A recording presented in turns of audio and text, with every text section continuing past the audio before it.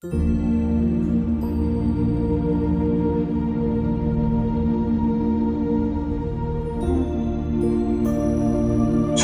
সুধী দর্শক ও শ্রোতা মণ্ডলী, আপনাদেরকে জানাই প্রীতি ও শুভেচ্ছা। শুভ দিন।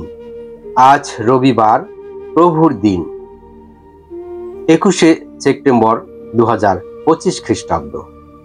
আজকে আমাদের জন্য ঐশবাণী সাধু লুক রচিত মঙ্গল সমাচার 16 অধ্যায় 1 থেকে 13 পদ।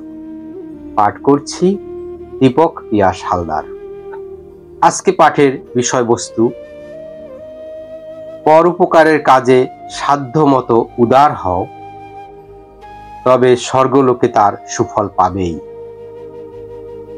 যিশু একদিন তার শিষ্যদের বললেন, একজন ধনী লোকের এক নায়েব ছিল। তার বিরুদ্ধে এই অভিযোগ আনা হলো যে সে নাকি মনিবের ধন সম্পত্তি নষ্ট করে দিচ্ছে।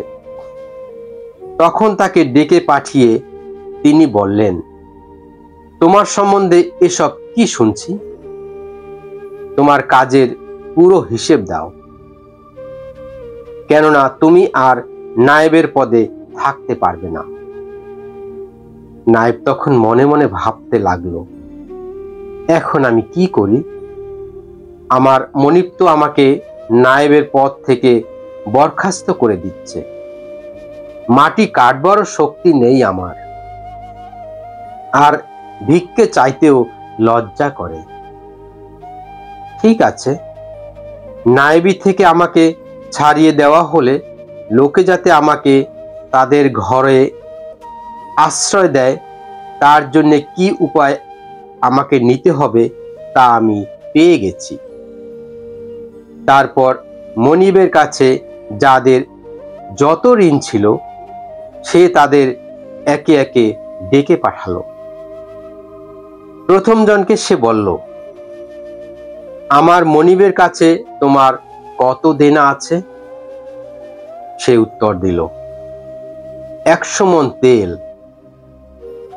নায়েব তাকে বলল, এই নাও তোমার ধারপত্র, এক্ষুনি বসে এতে লেখো 50 মণ। তারপর আর একজনকে সে বলল, আর তুমি, তোমার দেনা কত? সে উত্তর দিল, 1000 মণ গম।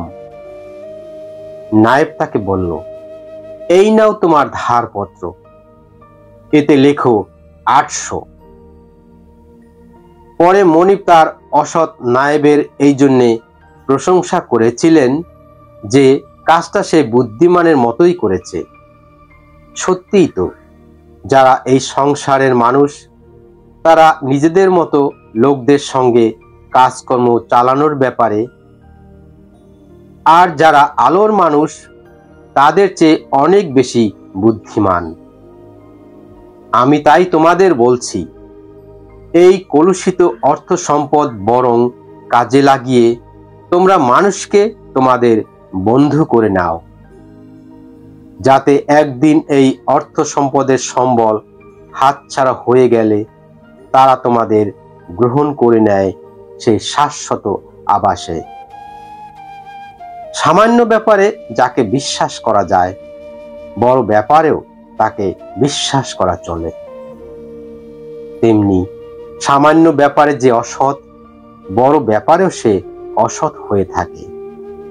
তাই এই কলুষিত অর্থ সম্পদের ব্যাপারে তোমাদের যদি বিশ্বাস করা না যায়, তাহলে কেই বা বিশ্বাস করে তোমাদের হাতে তুলে দেবে প্রকৃত ঐশ্বর্য?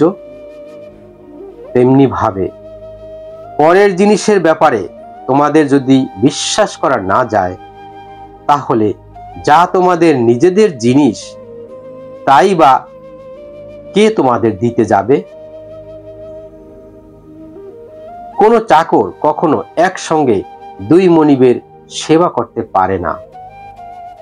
হয় সে একজনকে ঘৃণা করবে আর অন্যজনকে ভালোবাসবে, না হয় সে একজনের একান্ত অনুগত হবে আর অন্যজনকে উপেক্ষার চোখেই দেখবে। ঈশ্বর ও অর্থ সম্পদ, এই দুইয়ের সেবা তোমরা একই সঙ্গে করতে পারো না। খ্রিস্টের বাণী। খ্রিস্টপ্রভু তোমার প্রশংসা হোক।